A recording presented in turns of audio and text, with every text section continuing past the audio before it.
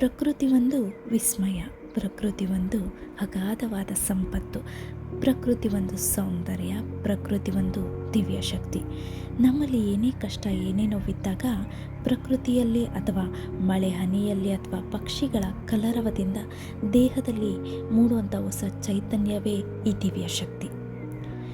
ನಮ್ಮಲ್ಲಿ ಏನೇ ಸಮಸ್ಯೆ ಏನೇ ಕಷ್ಟ ಬರ್ತಿದೆ ಅಂದರೂ ಕೂಡ ನಮ್ಮ ಆಹಾರ ಇರ್ಬೋದು, ನಮ್ಮ ಚಕ್ರಗಳ ಬ್ಲಾಕೇಜಸ್ಸೇ ಕಾರಣ. ಇವೆಲ್ಲ ಯಾಕಾಗುತ್ತೆ ಅಂದಾಗ ನಮ್ಮ ಪಾಸ್ಟ್ ಲೈಫ್ ಕರ್ಮಾಸ್ ಇರ್ಬೋದು ಅಥವಾ ಇವಾಗಿನ ನಕಾರಾತ್ಮಕ ಚಿಂತನೆಗಳು ಅಂದರೆ ನೆಗೆಟಿವ್ ಥಿಂಕಿಂಗ್ ಇರ್ಬೋದು. ಹಾಗಾಗಿ ನಮ್ಮ ಒಂದು ಆಹಾರ ಸ್ಟ್ರಾಂಗ್ ಆಗಬೇಕು, ನಮ್ಮ ಚಕ್ರಗಳು ಆ್ಯಕ್ಟಿವ್ ಆಗಬೇಕು. ಹಾಗಿದ್ದಾಗ ನಮ್ಮ ಸಮಸ್ಯೆಗಳು ಹಂತ ಹಂತವಾಗಿ ನಿವಾರಣೆ ಆಗ್ತಾ ಹೋಗುತ್ತೆ.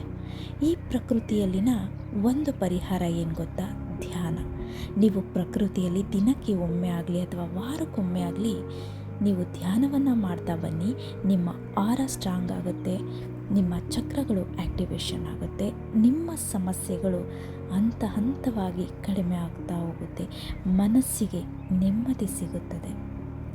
ಈ ಒಂದು ಪ್ರಕೃತಿಯ ಒಡನಾಟ ನಿಮ್ಮಲ್ಲಿ ಒಂದು ಹೊಸ ಹುರುಪನ್ನು ತರುತ್ತದೆ.